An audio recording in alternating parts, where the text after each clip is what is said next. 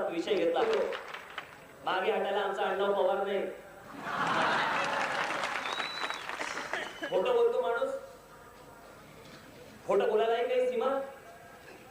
84 सालीची वक्तव्य आहेत माझ्याकडे आता पुरावे दाखल. तुम्हाला जर खोटं वाटत असेल तर दाखवतो. बघायचे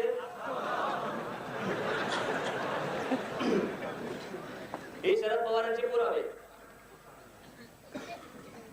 एक तर ते आज खोटं बोलतायत किंवा ते तेव्हा तरी खोटं बोलले होते. एक काहीतरी त्यांनी मान्य करावं, एक काहीतरी मान्य करावं.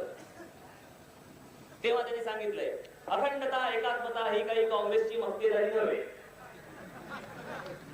शरद पवार वर्तमानपत्रांमधली कात्रणं, वर्तमानपत्रांमधले मागच्या दिवसात खाल्लेल्या आहेत, त्याग जर सहन केलेला आहे, त्याग जर सोसलेला आहे, देशासाठी एवढं जर केलेलं आहे, तर सोनिया गांधी कोणत्या खस्ता खाल्लेल्या आहेत, कोणता त्याग केलेला आहे की ज्याच्यावरती आज त्या सगळा देश वाचवायला निघाल्या.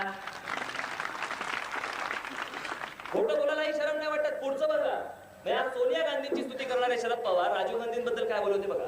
खोटं वाटत असेल तरी बघा, जवळून बघायचं असेल तर जवळून बघा. एवढे मग ते येऊ नका मी चेंबरून बघेन.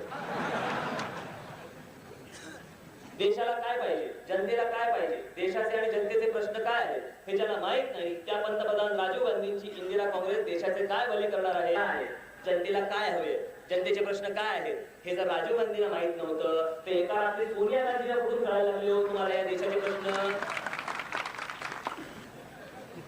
आणि पुढचा शरद पवारांचा आदेश आहे. कधी नव्हे ते आपण शरद पवारांचं या वेळेला नेमकं तेवढं ऐकायचं म्हणजे ऐकायचं. त्यांचा आदेश आहे, ऐकणार आहात की नाही? यस. पुढचं असं आहे त्यांचं म्हणणं, महाराष्ट्राचे भले होण्यासाठी इंदिरा काँग्रेसला पराभूत करा शरद पवार.